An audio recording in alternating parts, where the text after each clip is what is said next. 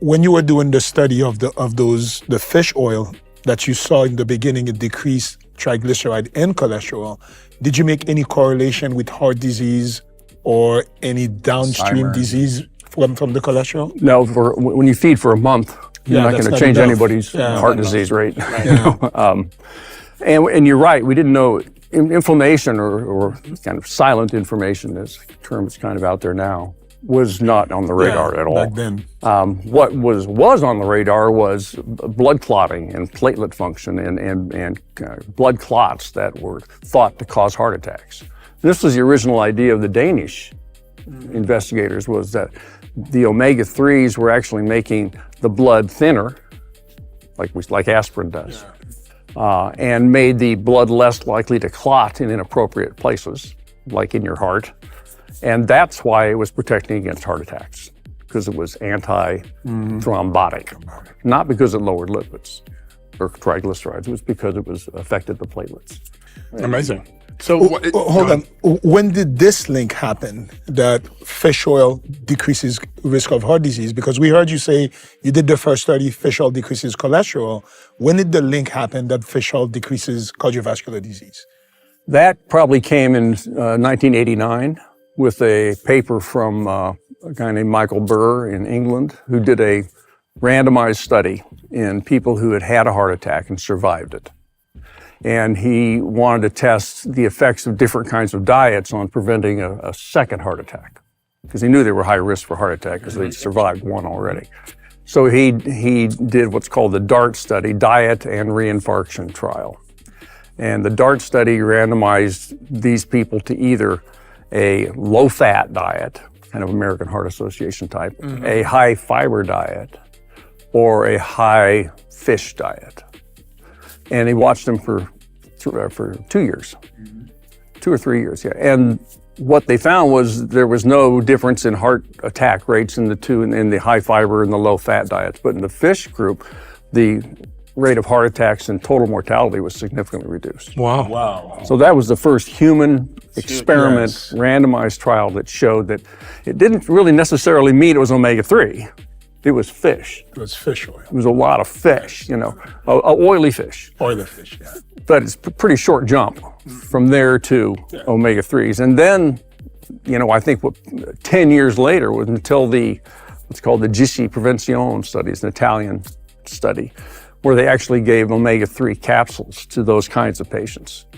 And they compared heart disease rates in those who got the capsules to those who didn't, and found the same thing, that what Dr. Bird seen in 1989 with the diet and reinfarction trial was kind of replicated just by giving a capsule of what became known as Omicor, and now Loveza in the United States. And it reduced risk. That was right around 1999. So it took 10 years to go from theirs. But that's the one that nailed that it's the omega-3s, not something else in the fish. So if I hear you well, so all of those studies were done on patients who've had an infarction, and it was for secondary prevention. Yeah. For a reinfarction. Right. Were there studies on primary prevention, healthy individuals to prevent the first heart attack? No, So not until probably 2010, 2015. And that one didn't work.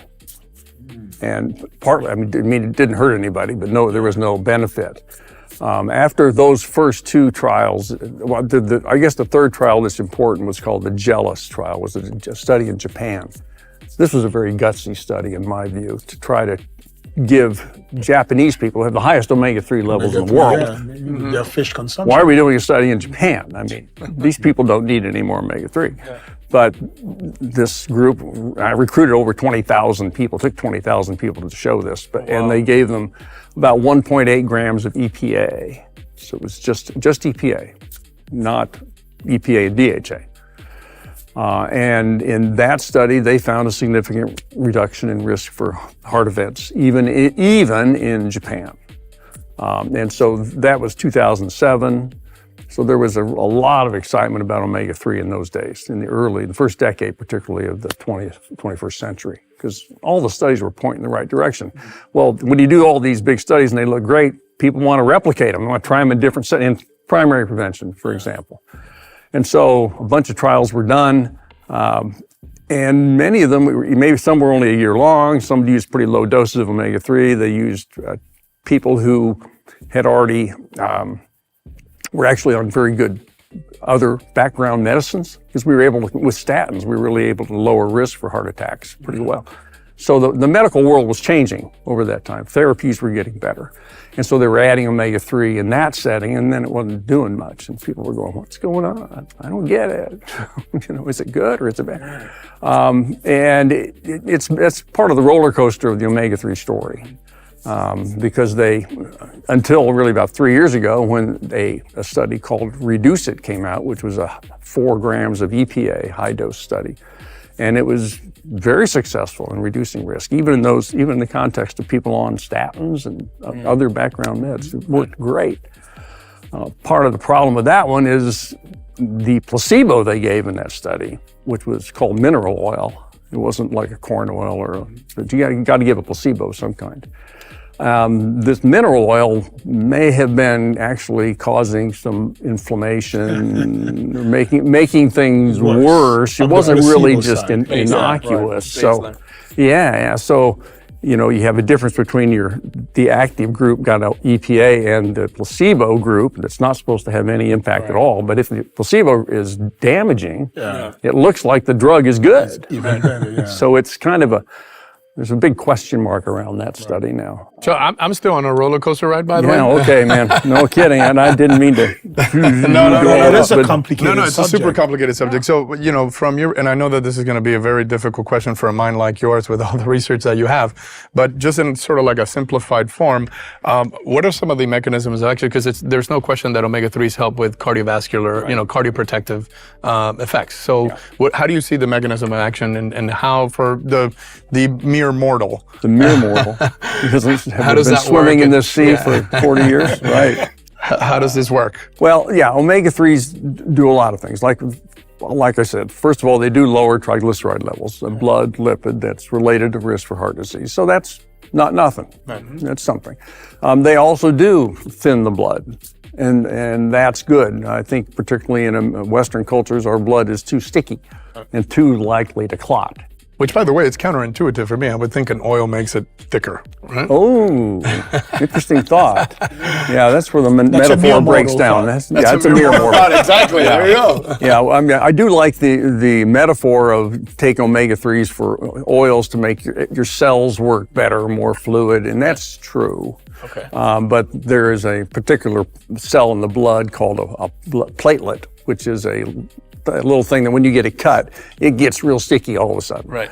And it plugs up the cut. And the omega-3s, if they're part of the platelet membrane, which when you take omega-3s they are, they quiet them down a little bit. They don't make them quite so sticky. So they don't initiate a blood clot. They regulate.